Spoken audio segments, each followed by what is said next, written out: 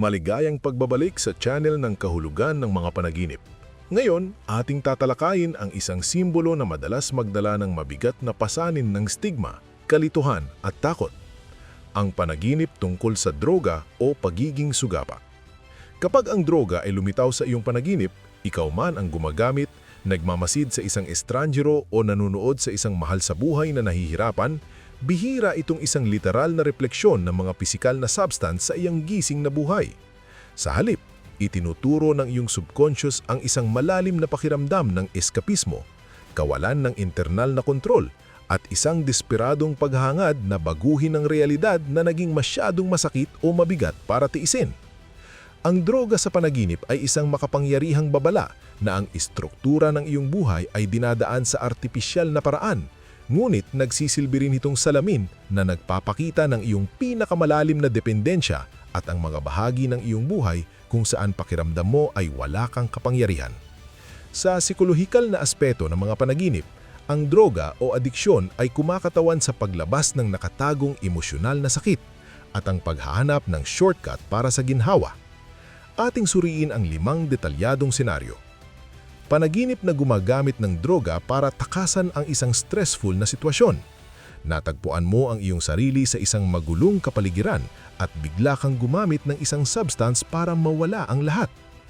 Dahil ang droga ay kumakatawan sa artipisyal na pagbabago sa persepsyon, ang panaginip na ito ay sumisimbolo sa banta sa iyong kakayahang humarap sa realidad.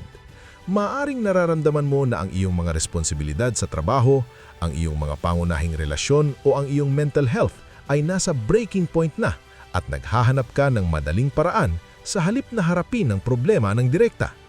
Ito ay tawag upang patatagin ang iyong internal na katatagan bago pa maging huli na ang lahat. Panaginip ng higanting bangin ng adiksyon na bumubukas sa iyong paanan. Nakikita mo ang iyong sarili o ang mundong paligid mo na nahuhulog sa isang spiral ng dependensya sa substance. Ito ay kumakatawan sa radikal na pagbabago sa iyong realidad o isang nakaparalisang takot na mawalan ng grounding. Ipinapahayag nito na ang landas na tinatahak mo ngayon ay hindi napakilamdam na ligtas o totoo.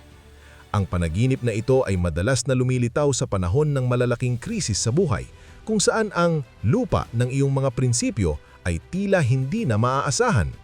Ipinoproseso ng iyong isip ang takot sa kawalan ng grounding at hinihiling nito na humanap ka ng mas matatag at maayos na basihan para sa iyong kinabukasan.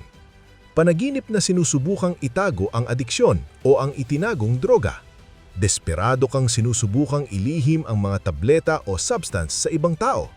Sumisimbolo ito sa iyong aktibong pagsisikap na panatilihin ang isang perpektong hitsura habang isang bahagi ng iyong buhay ay nagkakawatak-watak na sa realidad.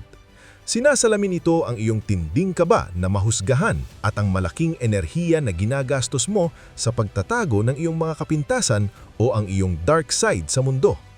Habang sinusubukan mong ayusin ang sitwasyon ng lihim, ang panaginip ay nagtatanong, naglalagay ka lang ba ng pansamantalang maskara sa isang malalim na sugat na nangangailangan ng tapat na tulong para gumaling?